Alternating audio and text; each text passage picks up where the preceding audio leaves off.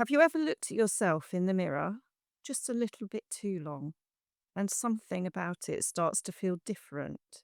Like you're looking at yourself, but also not quite.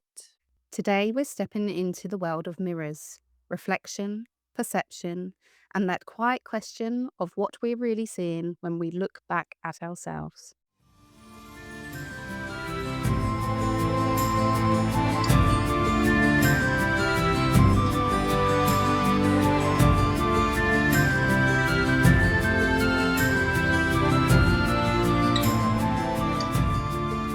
Hello, welcome, Merry Meet. I'm Ned.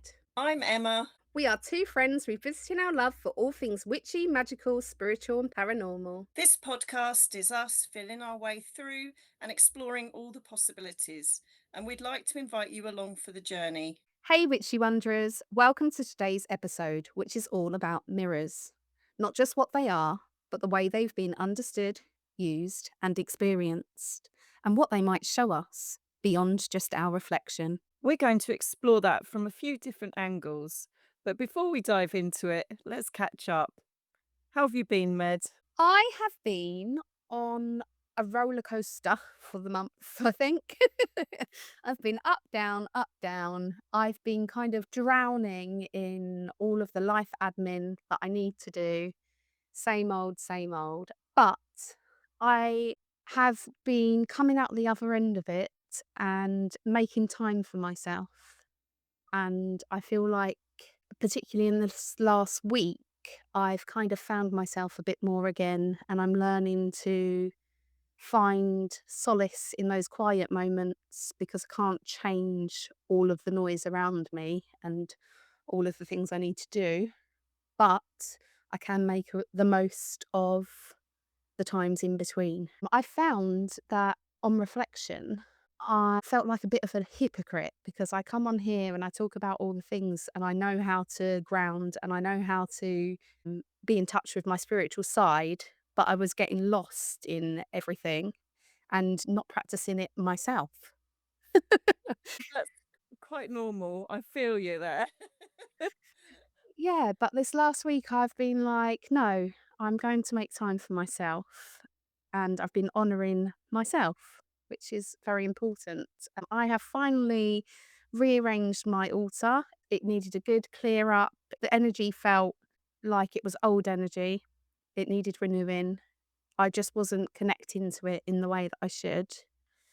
And now I've given it a good tidy up, a good rearrange, and I've actually been practicing my spell work again, which I used to do very often not so long ago. So I feel like I'm returning to myself, which is great. On the other side of things, though, the work that I have been putting into the podcast in the last month or so has really been paying off, which has been amazing. I feel like we've hit like a turning point with that as well. We've been receiving great feedback, particularly on social media, from people who have found us in the last few weeks, even. And that's been amazing. So I feel like, in general, the energy I'm putting into things is returning. I guess returning is my word for the month. So, with that being said, I think it's a great time to share that with you guys. So, if you are on our social media, you may have seen some of this feedback. But either way, I'd just like to give a shout out to these beautiful souls that have shared these words with us. So, first of all, our most recent comments were that we had the beautiful Martha write a post in our Which Way Next community group on Facebook. And they said this: maybe it's odd to say, because I only just found you ladies a week or so ago, but I feel like I've been looking for you my whole life. I just didn't know it. I feel like I found my long lost friends. Listening to the podcast is like hanging out with my friends from so many lifetimes, only I'm thousands of miles away. Which just blew us away, didn't it, Emma? I can't really explain how I felt getting that message. Now, the one thing I wanted with our podcast was for people to feel like we are their friends and feel like it's a safe space that they can come along and join in with. because I mean, I was inspired to do the podcast because I listen to podcasts, and the ones where I felt like the hosts were my friends are my favorite ones because you really look forward to hearing from them, don't you? And to know that people are thinking that about us is just it's so lovely. I'm proud of us, to be honest. I'm super proud of us, and I'm not gonna lie, I was very emotional when I first read the message, and it's like, I put so much hard work into particularly over the last few weeks. This is not the glamorous and spiritual side of things, but I've been working really hard on our SEO, and I've been trying to shine that beacon of light to find our people the last few weeks. And I had actually been upstairs in my house, like I said already, doing that spell work that I finally started doing. And part of it was that I wanted um, to start seeing the energy that I'm putting out being returned to me. That's that word, return again. Yeah. And that I wanted the podcast to find, it wasn't just the podcast, but in general, the work I'm doing to connect with the right people and to spread that positive energy and that light and to provoke connection. And then once I'd finished, I came downstairs, had a bite to eat, finally picked up my phone, and you had WhatsApped me a screenshot of the message. And I was like, bloody hell, that was quick.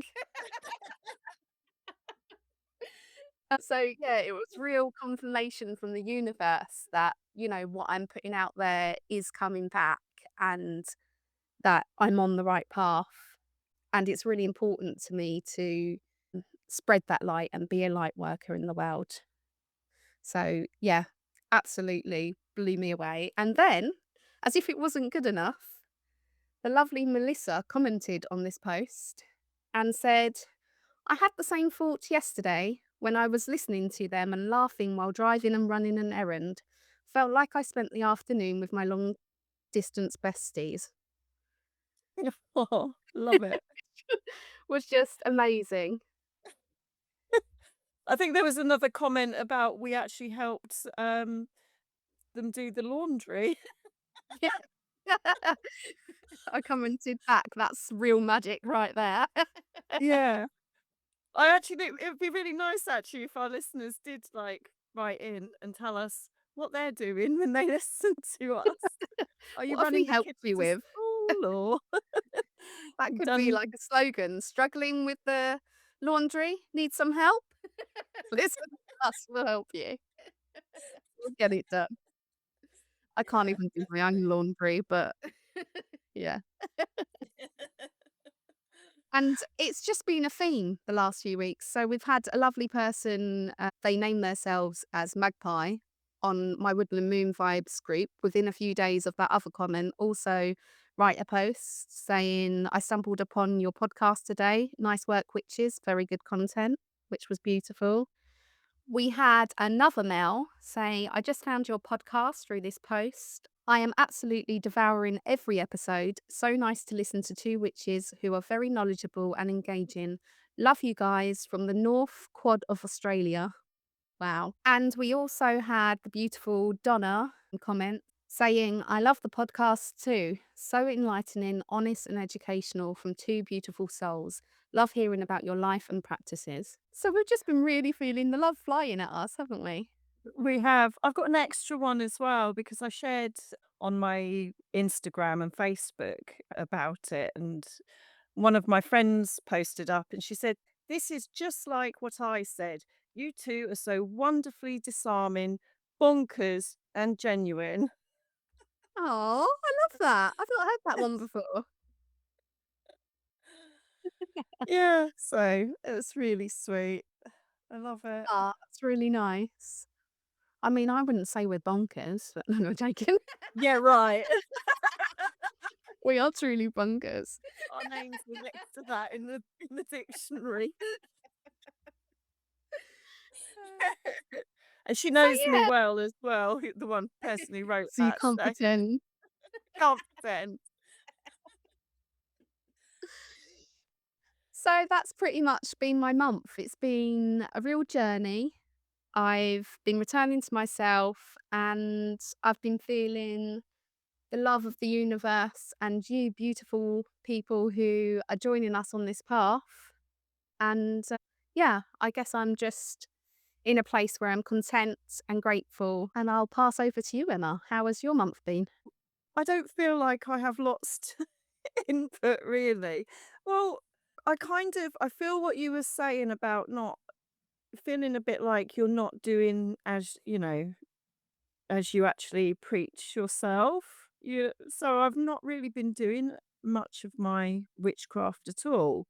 And even down to I used to do daily card readings for myself, and even that has kind of slipped away. I don't know why. I think I've just been distracted doing other things in life, and I do need to kind of bring that back in.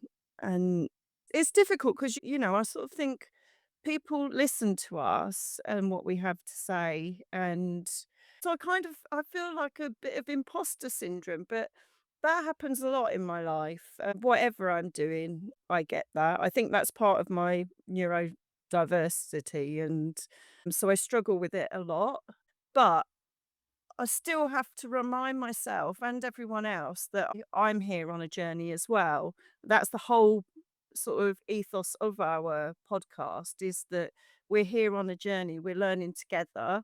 I feel Med knows a lot more about witchcraft than I do, and I'm learning a lot from her as well. So I'm not an imposter. It's not true. It's that brain telling you these things, isn't it? And I guess there'll be other people out there that feel the same. But yeah, I am gonna make a bit more of an effort on my witchy side and indulge that a bit more. But in other ways, I've been like indulging in my creative side. And as you know, I love doing creative things, and I tend to get really into one craft, and then I'll move on to the next. And so now I'm doing a bit of watercolor painting, and that's something I've never done before, and I'm quite enjoying it. So my quiet time has been doing my watercolor paintings and seeing where that takes me. And I think again that's a real journey in itself, because you never know quite what to expect. When you put that paintbrush into the water and into the colour, and then, putting it on your paper, anything could come out. So there's not as much control, and I'm quite enjoying that. Yeah, I really relate to what you said about the imposter syndrome. That's something that I've struggled with throughout every avenue in my life as well. But I think that as you grow, you kind of learn to accept that fault and then just gently let it flow away because you realize like you're not an imposter. I mean, you're clearly the co-host of this podcast, so you are meant to be. You're not. You've not just jumped into my Zoom call. There's no imposters here. Not today. Sorry, I took it literally and it made me laugh. But also, yeah, like you said, this is our journey and we don't know all the answers and we're not these like ever knowing witches. And I think we are still discovering parts of ourselves and our witchy journey as we go along. And that's what we want this space to be because we're not the kind of podcast that's like here to just preach to everyone and know all the answers because we don't have them. No, And I think part exactly. of spirituality is that we don't have all the answers. And before you started talking about being creative, I was going to jump in at the end and say that you have been really nourishing your creative side, though. And I think that's a part of being in touch with your spiritual side because that is a mindfulness practice that you are engaging in. And I think there's a lot to be said for crafting and be in touch with your creative side, and that's one type of craft. Yeah, definitely. It also gives me lots of time to listen to other podcasts. 'Cause that's when I do my podcast listening. I sit there with my headphones on and whatever creative thing I've got in front of me, and I just yeah, just get into whatever I'm listening to and whatever I'm creating. So it's a nice space to be in. I like to think that other people are listening to our podcast whilst crafting, not just Yeah, doing laundry. the laundry needs doing as much as the crafting does. It does. But please take that creative space for yourself. So let's talk about mirrors. We're going to wander through the folklore and superstitions around them, where ideas like broken mirrors bring in bad luck come from, why mirrors have been covered or avoided at certain times, and how different cultures have viewed them. We'll also be stepping into the more practical side of things, looking at mirror gazing and scrying, and how mirrors have been used as tools for insight, reflection, and connection. Alongside that, we're going to explore how mirrors show up in our inner worlds too, in dreams, in psychology, and in those moments when we don't quite recognize ourselves in the same way anymore, and why they're so often linked to truth, illusion, and that slightly unsettling feeling of what looks back at us. So, this is very much an open exploration of mirrors, reflection, and what we might discover when we really look.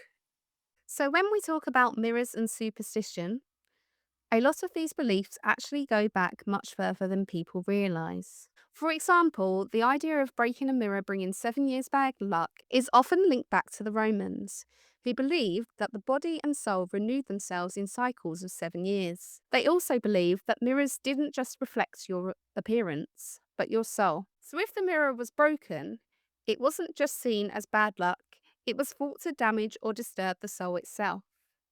And because of the 7 year cycle, it would take that long for the soul to restore and return to balance. So originally, it wasn't about luck in the way we think of it now. It was more about spiritual disruption and recovery. So I have never really bought into the unlucky side of breaking a mirror. It happens a lot. And in my family, okay, we have unlucky things happen, but I never would link them to any breakages as such. And I have a mirror which I found in a charity shop and I loved it. And I didn't have space to put it up at the time.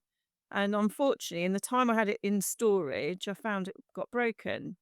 And so I'm one of these people who I don't want to just throw things out. I believe in restoring and reusing. So I took it all apart and actually that was fascinating in itself because I found some old newspaper articles shoved in the back of it, which is very weird. And when I decided to stick all the pieces of glass together, I used kintsugi style, which is a Japanese art of fixing things that are broken, and it's with gold, but I used glue and gold leaf on it. And now that's hung on my wall, and I love it. In fact, I've got another mirror I did exactly the same with because I don't believe in throwing them out or anything like that. I'm guessing that that belief probably came around if you want to look at it on a more skeptical side where mirrors were very expensive. Only, rich people tend to be the ones that owned them. And if you had one, you probably spent a lot of money on it. And so breaking it would feel like years of bad luck. And it would probably take you a long time to replace it. So that's just the skeptical side of it. Yeah, I agree. I would say I'm superstitious to a point, but not to my detriment. So I take everything with a pinch of salt, which is superstition in itself.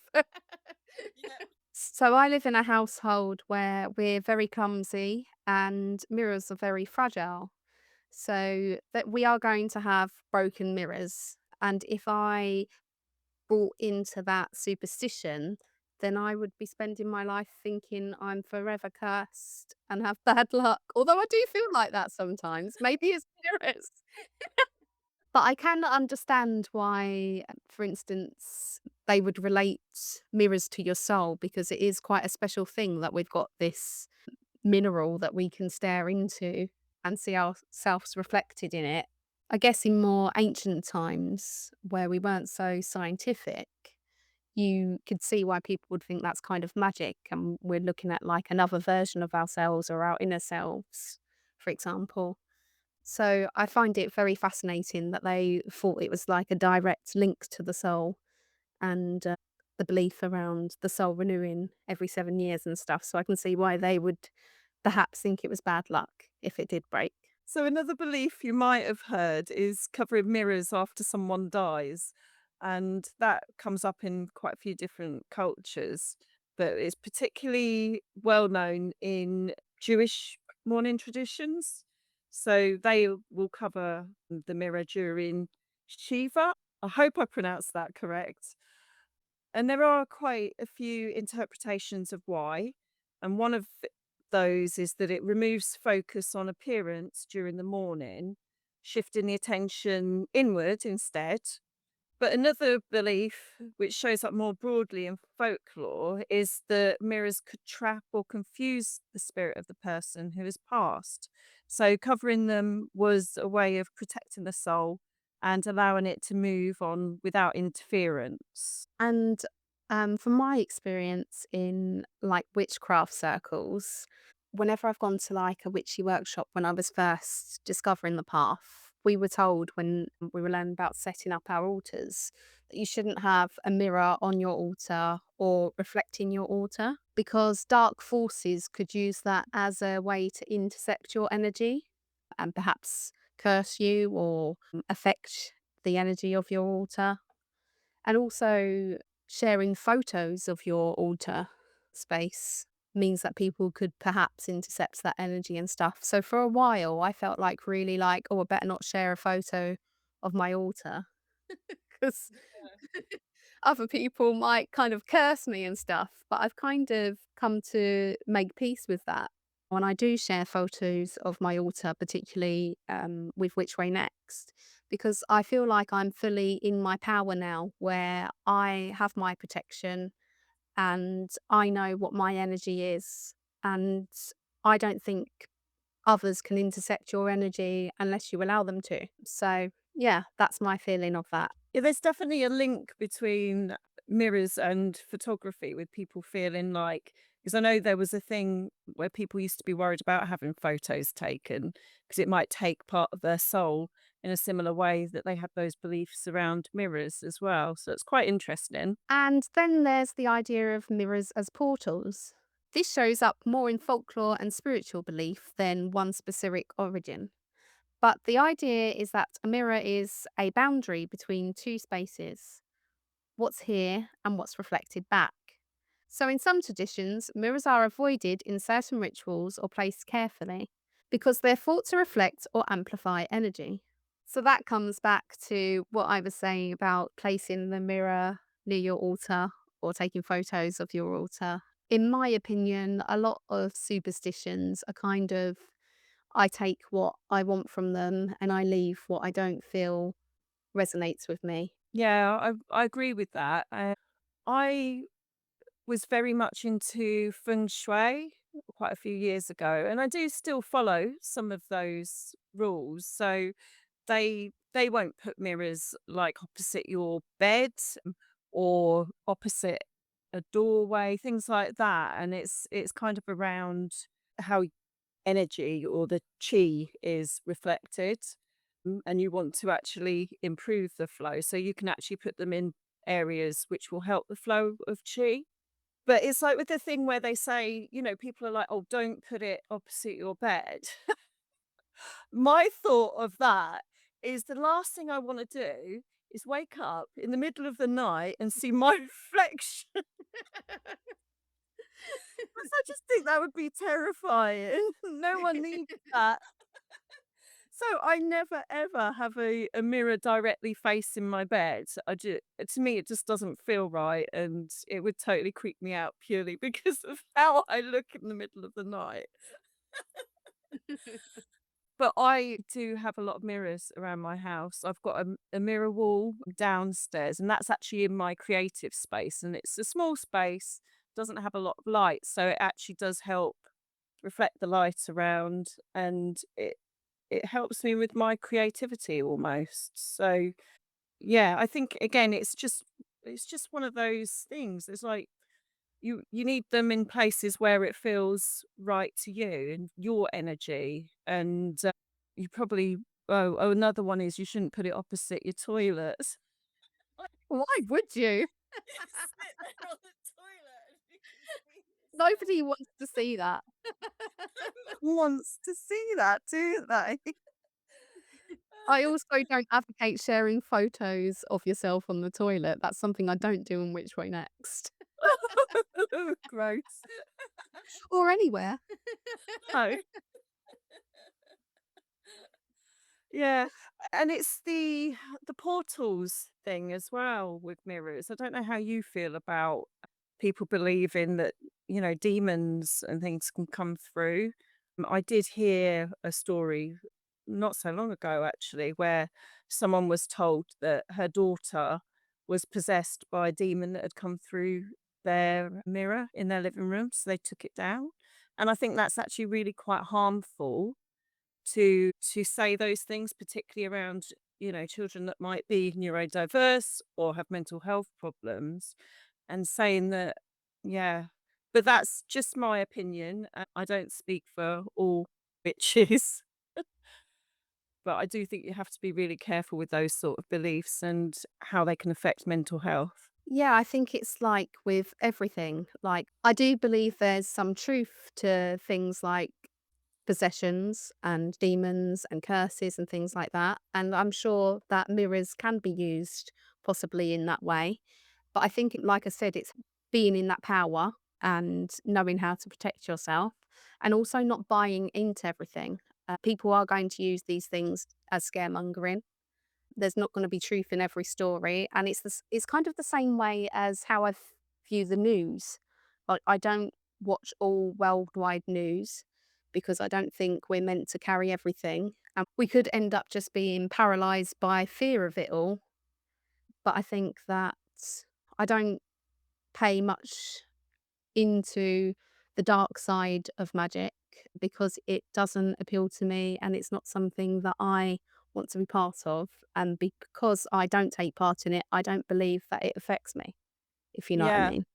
No, I kind of get it, and it's that almost if you do buy into it, you're almost feeding it power to over Exactly you, that. aren't you? Yeah. So it is sometimes it's better just to if you can actually show you don't have any power over me. Oh, that's from the labyrinth. You have no power over me. Sarah says it to the Goblin King. And actually, that is yeah, I love that line. Anyway, I And digress. also, that's from my real life where I said it to my mother and now she has no power over me. Yay. It's very important to own your power and to stand in it, and I think that's the most important part of any journey and also in your spiritual one. Yeah, yeah. Definitely. I mean, this it is superstition and you've got the power. You don't let them have that power. Don't just, hold on to itself. Know that you are strong and that they can't do this to you, whatever it is.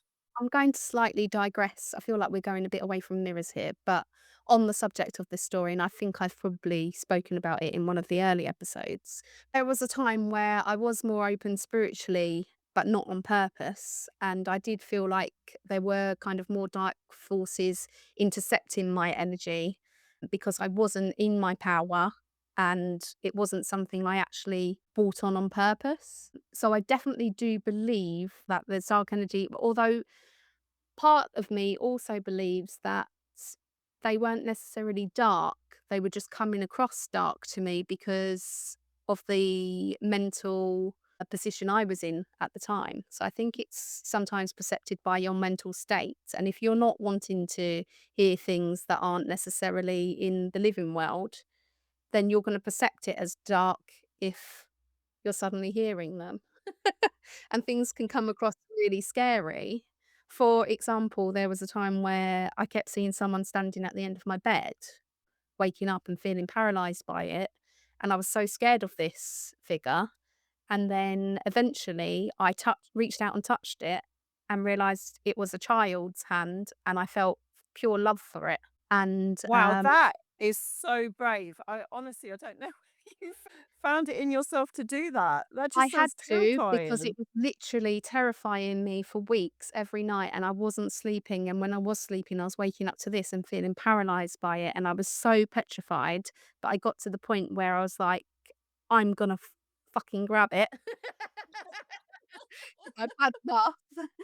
I was at the end of my tether, and as soon as And you I did, shouted, "You know, all of you have it, no power over me." well, I didn't need to, because as soon as I touched their hand and held it, it was, I believe this child was either one of my children.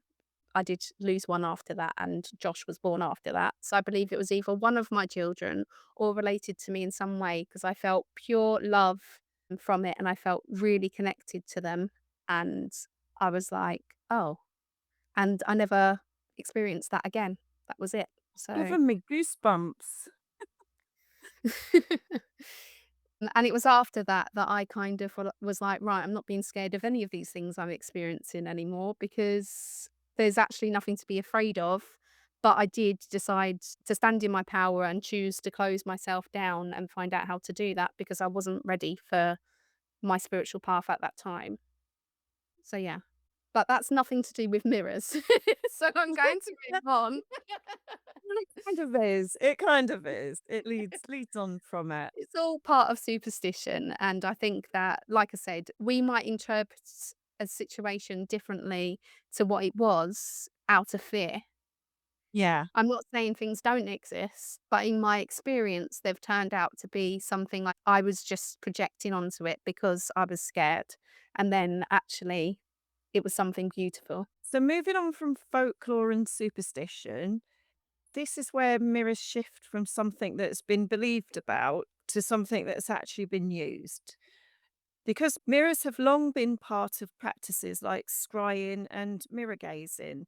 And if you've been listening to us for a while, you might remember we actually spoke about our own experiences with this in a previous episode, which was episode 5, Walking with Spirit. So if you want to hear more about what that's been like for us personally, we definitely recommend you go back to that one as well.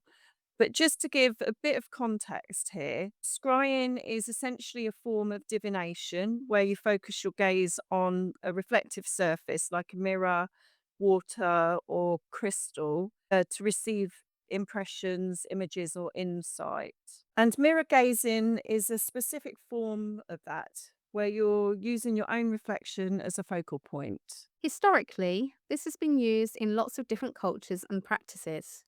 One of the most well known examples is John Dee, an advisor to Queen Elizabeth I, who used a black obsidian mirror for scrying, which is a fact I never knew before we were researching for this episode, and I now need to deep delve into after recording.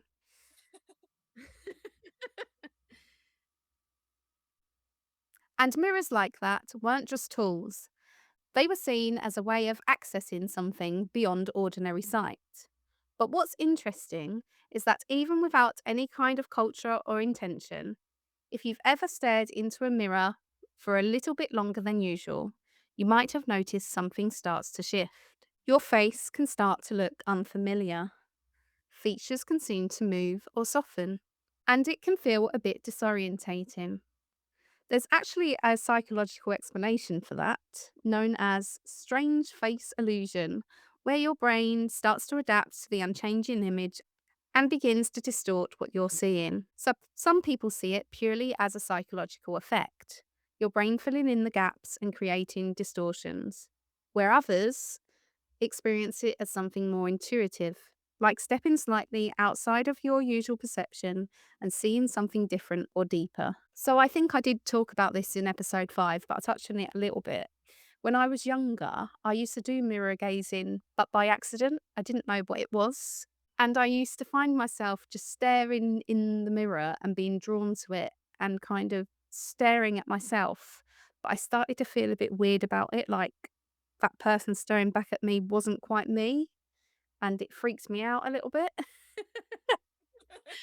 So then it became a thing where I did the opposite and tried to not look in the mirror for too long.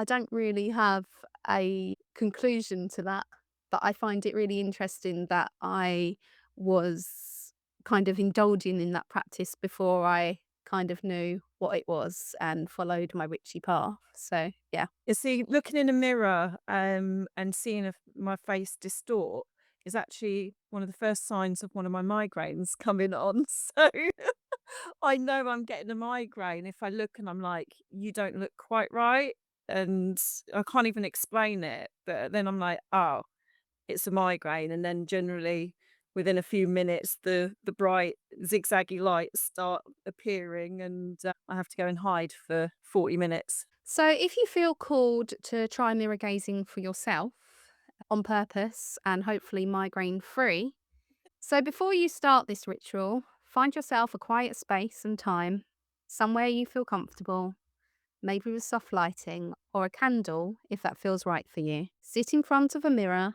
and just take a moment to settle. Take a slow breath in and out. This is a good time to bring in your grounding practice and perhaps meditate for a moment before you start. Imagine roots coming from your feet into the ground and really anchor yourself. And then when you're ready, gently bring your gaze to your reflection, focusing on your eyes. Not analyzing, not adjusting, just noticing. If it feels comfortable, you might want to ask yourself a quiet question. Something like, what do I need right now? Or what am I not seeing clearly? And then just sit with it. You don't need to force anything to happen. You don't need to look for images or answers. Just notice what comes up. That might be thoughts, feelings, memories, or even just a sense of stillness. And if at any point it feels uncomfortable, you can simply soften your gaze or look away. When you feel ready to finish, take another slow breath and gently bring yourself back. So there are other rituals that you can do on a more everyday basis using mirrors. For example, one of the things I do is I have an affirmation on my mirror. So I have it written there: I am abundance, I am success, I am joy. And so I see that every day. And you can make that into a more focused ritual as well. So you could write something directly on your mirror as part of a ritual using your finger or using a pen. And then you could wipe it off. Or you could do this with a bit of water or even with your cleaning spray that you're going to use or essential oils or whatever it is that you feel inclined to use. You could do this to write a spell. You could do it to add a rune to your mirror. For example, runes are usually meant to be hidden. So if you did that in water and then let it disappear, or you could have it just permanently behind your mirror. Oh, talking about having something permanently behind your mirror, the back had fallen off of my mirror that I have on my dressing table. So it's one of those ones that's got three mirrors. So you can kind of see your face from different angles. So I had to fix the back on. Before I fitted it back on, I just wrote a little note under there that said, "All that gaze into this mirror attract good luck," or something to that effect. So yeah, you could do something like that. I love that. And these are things that you can have kind of there quietly behind your mirror or on your mirror, or they can be things that you repeat into your mirror, whatever you feel called to do. I do find that in the morning, it takes me a long time to get going for the day. So I will often be sat there on the edge of my bed in front of my mirror, just quietly staring and not even thinking. And I think that sometimes it is just a good time to be, isn't it? I think it's also important to learn to spend time with yourself, particularly if you have like self confidence issues or you're just not finding time for yourself. That moment looking in the mirror is like you are actually with yourself. There's no avoidance of yourself because you're there right in front of you. Yeah. Uh, There was a time where I was struggling with my self identity, and I realized by accident, partly because I'd moved home, I hadn't put up any mirrors anywhere in my house. And I just never looked at myself ever. Um, but yeah, like for instance, my time in the mornings when doing my makeup, that's probably the most time I spend looking in a mirror. And I find those moments really kind of ritualistic, just putting on the makeup. But you are staring back at yourself, and that is your kind of quiet time with yourself. And I think yeah. it's really important to learn to spend time just with you and to love what you're looking at and see the reflection of yourself and love yourself. Yeah, I think that, getting older because as you probably all know, I turned 50 this year. And, looking in the mirror, you're seeing all those changes that you've had over the years, and I know lots of people do worry about those little wrinkles and those things that they see, and the grey hairs in your eyebrows, the odd stray hair on your chin, those kinds of things. Oh my And gosh, I I've never think, considered that your eyebrows go grey. yeah, have you not noticed mine? Sorry, I just completely took me off of in this really spiritual moment, but it's just I wasn't prepared for grey eyebrows. Yeah, not everybody gets grey eyebrows. Have you not noticed some people that have got grey hair still have dark eyebrows? No, I mean, they I might have paint I them in, never I noticed don't that know. people have grey eyebrows. Yeah, Why but do I I feel like have. I've never seen a grey eyebrow? Well, next time we're together, you can have a close inspection of mine. Oh gosh. I don't know if eyelashes go grey. Do eyelashes go I don't know, but it's something I'm really not mentally prepared for. grey? It Well, reminds me of when I was much younger and I was watching Sex and the City back in the day, and it's the first time the idea of pubic hair going grey was introduced to me. I was just about to mention that. I was like, "Shock, shock, horror, horror." Yeah. Balding doesn't just happen on your head either. I just Oh like my to add god, that one in no! there. Oh no, that's quite good. I get fed up with shaving, to be honest.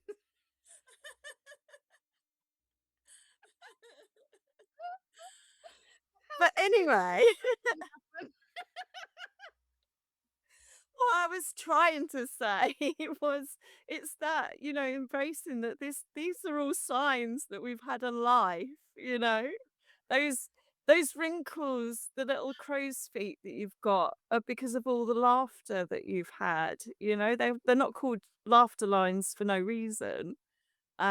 Unfortunately, I do have a frown line. 'Cause I've done a lot of frowning over the years, but, that's everything that makes up me, and again, I have got to that point in my life where I'm actually really taking in this is how I look, and I'm accepting of it, and I don't give a shit what other people think. This is me.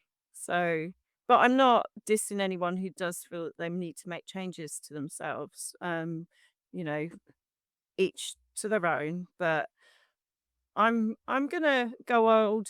I would say gracefully, but I don't think I do gracefully. But yeah, that mirror reflects it all back at me, so I might as well enjoy like what I see. So moving on from how mirrors are used in practice, this is where things start to turn a little more inward. Because mirrors don't just exist in front of us, they show up in our dreams, in psychology, philosophy, and in spiritual symbolism as well. So, starting with dreams, mirrors in dreams are often linked to self perception. They can reflect how we see ourselves or sometimes how we don't see ourselves. People often describe looking into a mirror in a dream and saying that they don't recognize their reflection. They're seeing a distorted version of themselves or sometimes not seeing anything at all. And these kind of dreams are often connected to identity, change, or uncertainty, like something within us is shifting or hasn't quite come into focus yet. From a psychological perspective, mirrors are closely tied to identity. There's a concept known as the mirror stage, which suggests that recognizing ourselves in a mirror plays a role in forming our sense of self. But even within that, there's kind of a divide because the image we see is whole and complete, but our internal experience doesn't always feel that way. So, from early on, there can be a gap between who we feel we are and how we see ourselves. And then in philosophy, mirrors have often been used as a way of exploring perception and reality. The idea that what we see isn't always the full picture. That reflection can be accurate, but still limited. And that raises questions around identity. Are we what we see? Are we what we feel? Or are we something that sits somewhere in between? And then when you bring in spirituality, mirrors are often seen as symbols of reflection, but also of truth, awareness, and sometimes even the soul. In some traditions, they were thought to reveal what's beneath the surface, not just outwardly, but inwardly. They can represent self awareness, shadow aspects, or the parts of ourselves we don't always look at directly. And in that sense, a mirror becomes less about appearance and more about seeing clearly. So, across all of these dreams, psychology, philosophy, spirituality, mirrors keep pointing back to the same thing, not just what we look like, but how we see ourselves, how we understand ourselves, and how that changes over time. Have you ever had a moment like that where you've looked at yourself and felt like something didn't quite match up? So, if you do have any experiences in the ways we've talked about or in another way with mirrors, we'd love to hear about it. Do comment on our podcast, on your streaming platform. Come and join us in our Facebook group, Which Way Next Podcast Community. And if you want to delve even deeper than that, come and join us over on our Which Way Next Patreon. We'd love to continue the conversation with you guys. And actually, while we're here, we just want to take a moment to give a really warm welcome to our newest patron member, Martha. Martha, thank you so much for joining us over there and for your beautiful message. It honestly means the world to us. We're so happy to have you walking this path with us. Okay, we've come to that fun time in the episode, Emma. Are you ready for magical dilemmas? Oh, yes, go for it. I really love this one. So, this is the question. You discover a mirror that doesn't reflect you. It reflects a version of you that made completely different choices in life. But you can either speak to them once or watch their life unfold whenever you want, but never interact. Which did you choose? You can speak to them once. Is that like getting a tip from them on how to make my life even better? It depends if you perceive their life to be better than yours. Oh, that's difficult though, because if I don't know, oh, I think I don't know. I don't know.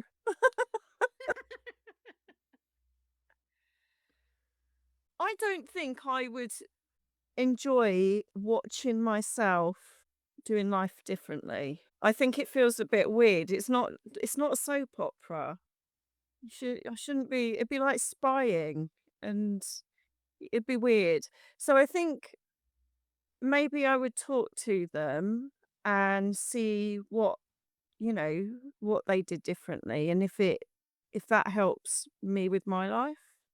I don't know. What would you do? That's a good question. What would I do? I really, really want to talk to them. So much so that I haven't even figured out if I would like to watch their life unfold or not. I just really want to talk to them. I think it would be so cool to talk to another version of yourself. So I would go with that. It's not like there's a benefit in watching their life, is there? I don't Well, I know. suppose the idea is that if you watch how certain decisions play out, because you're gonna see past the part of your life that you're already living, although your life is probably already different from theirs because you've already made different choices, I guess. So it wouldn't matter. Um, so you'd see how those choices affect your life, I guess. But I would just really love to talk to another version of myself and have that conversation. I'm not sure if I'd even talk to them about their life choices. It's just that I don't know. I just find it really fascinating to stand there and talk to another version of me. I don't know what to talk to them about.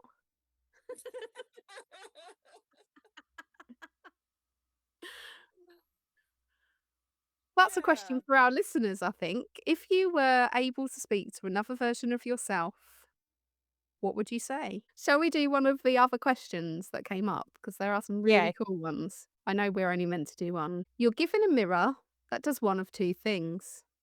Option A, it always shows you exactly how others see you. Option B, it always shows you how you truly see yourself deep down. Do you know what? I don't care how others see me anymore.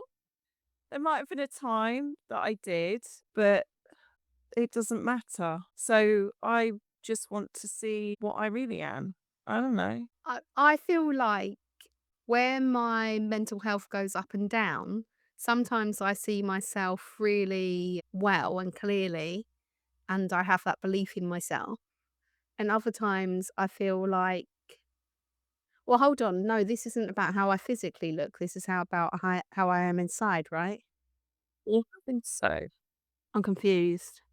Because what my brain went to is where sometimes I feel like really, really like obese, even though I'm not like really obese to the point that I think I am. Obviously, I'm holding a bit of extra weight, but I'm not like as big as I feel. So that's what I was thinking I would see. But actually, it's talking about how you really feel inside, who you are authentically, not what's reflected on the outside. So I think I was reading that wrong or interpreting it wrong.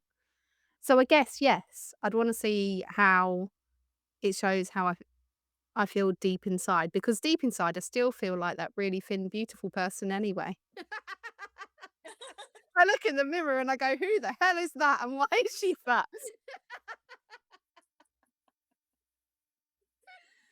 But on a more spiritual side of things, I think that I am an authentic, beautiful soul, and that is what I would say.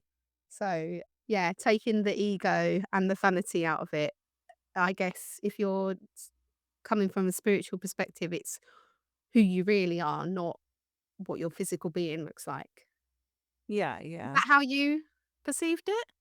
Yeah, I wasn't thinking about physical Okay. looks or anything. I Yeah, was I think I thinking on took it how it too literal first. yeah, aesthetism. Whatism?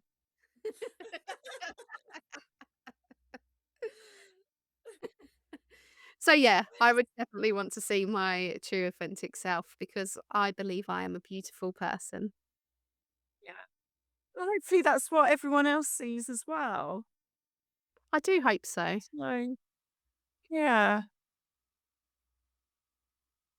And I think maybe, well, it's not showing you who the true person is, though. It's showing you how you truly see yourself deep down. So you'd only see that if you believed it, right? Oh, now it's getting confusing. It is. So is it telling us what we truly think, which is our Yeah. lying, the brain that lies to us, our voice that lies sometimes? Yeah, that was what I was trying to say at in the first Oh, place, like, because it's always shows you how you truly see yourself deep down. So sometimes there are days in the month, because my mental health is very much linked to my cycle, yeah. where I feel like I am just, why am I so stupid? Why can't I do things right? Why am I like, do you know what I mean? So am I gonna see somebody who's just really like feeble and stupid and doesn't know what they're Mm, doing? Or am I gonna see the person that I feel I am more when I am my authentic self and I am spiritually aligned and feeling well? I know and I empower myself to know that I am a person who is in their power and isn't stupid, and yeah, sometimes life is just shit. yeah. No, well, that's I interpreted it as only your truthful voice talking. I didn't even consider that it could be my untruthful voice or unkind voice to myself, because I do that anyway, and it's wrong, and because Yeah, my voice can you be say as how you unkind. truly see yourself. Yeah, but I because my voice can be, yeah, as unkind as other people can sometimes. Yeah. I was bullied when I was younger, and people are horrible, so that's why I don't really wanna know what other people think. But Yeah, yeah, I think the way you interpret it is correct 'cause it's how you truly see yourself. So those voices when I'm feeling hormonal and not great are not my true self. They're no, just affected by external or internal hormones and stuff. Whereas I suppose somebody who, like you said, you were bullied, so somebody who's a bully still, like, in their adult life or whenever they look in this mirror, they might be lying to themselves saying they're a good person, but they would see that they truly are not a very nice person when they look in the mirror. yeah. Oh, that was a deep one. It was. If you have any answers to the question or you want to comment on our answers, do get in touch. We love to hear from you. So, before we close with our usual mindful moment, we'd like to share something meaningful with you. This episode actually lands on our 1 year anniversary since we launched Which Way Next. A whole year of exploring, growing, and connecting with you. And reflecting on mirrors today feels almost poetic because every episode has reflected a piece of us all. Thank you so much for being part of this journey. If you've been enjoying walking this path with us, we'd be so grateful if you left us a review.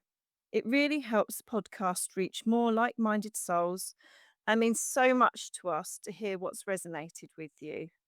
Here's to the next year. And now it's time for that mindful moment. If you were to look at yourself right now, not through a mirror, but from within, what would you see? Not the version of you that's rushing or doing or holding everything together, but the version of you that simply is. You don't need to have an answer, just let the question sit. And maybe, just for a moment, meet yourself with a little softness. No judgment, no fixing, just awareness. And as you move on from here, see what stays with you. Sometimes the most powerful reflection is the one we give ourselves. Thank you for listening to this episode and being a part of our journey. If you've been enjoying walking this path with us, leaving a review helps more people find their way here too.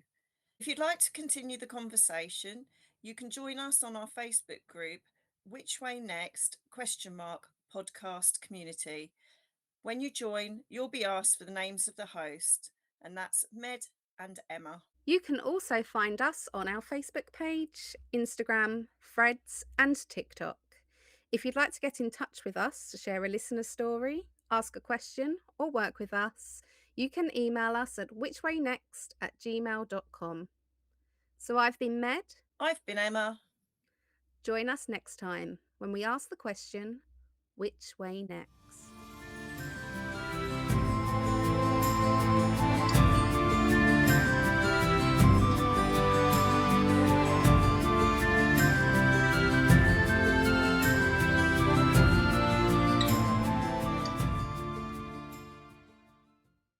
So another belief you might have heard is covering mirrors. Mirrors. Mirrors. Mirrors. Mirror. Sorry.